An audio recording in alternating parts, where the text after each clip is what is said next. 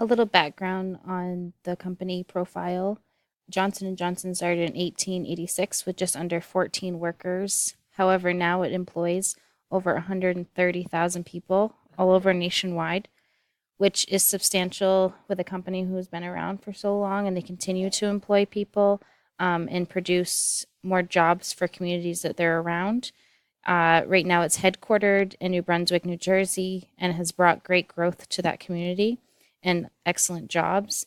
It also provides products to over 200 countries. In my mock growth plan, if I had this product and I had wanted to see it grow, I would like to see a increase of sales by 25% in the year, and that's quite substantial for a baby lotion product.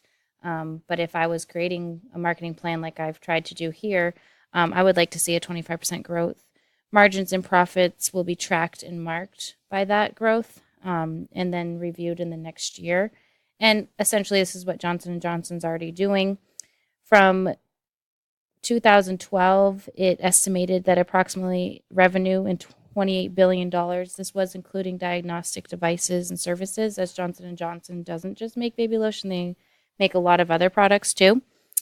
From 2011 to 2016, it expects a 3 to 6% growth, which is less predictable than the past, but they suspect that this will continue to be more of a pattern of growth. Obviously, their predictable patterns are different.